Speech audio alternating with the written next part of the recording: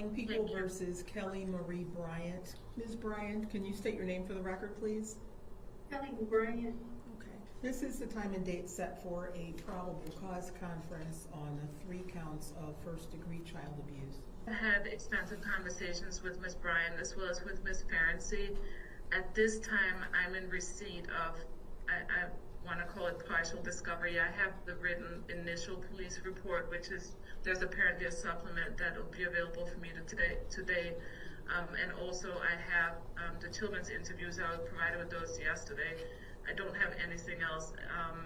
There are terabytes of electronic discovery that is going to be provided to me on the external hard drive that I provided to the prosecutor's office. So we're asking you to adjourn the probable cause conference so we can have all the discovery. I think it's paramount in this case, Your Honor.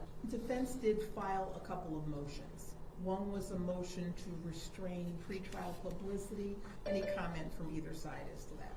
The issue I'm having is that the Oakland County Prosecutor's Office disseminated information that really is confidential information that they have had me sign a protective order for before I could receive it, which included the children's interview.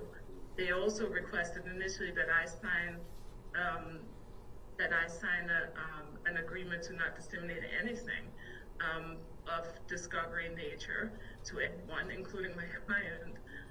And I declined to sign that. But so they've asked me basically to not talk about this case or share it with anyone. But at the same time, it's saying that this is in the public interest. I don't think it's in the public interest to disseminate evidence that hasn't been admitted into court, and I don't think it's in the children's interest to disseminate any of that. So I don't see any public interest in the prosecutor's office continuing to hold press conferences and talk about this case.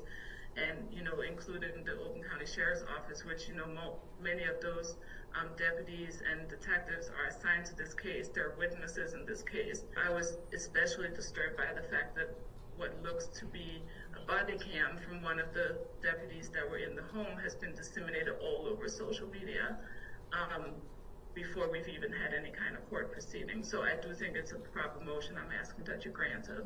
I do want to be clear.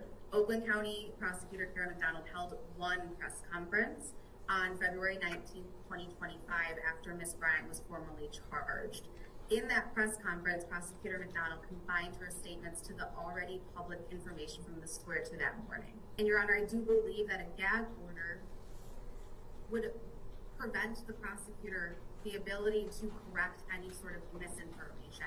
A gag order, in this court's opinion, would be inconsistent with law, Michigan rules of professional conduct, and the public interest.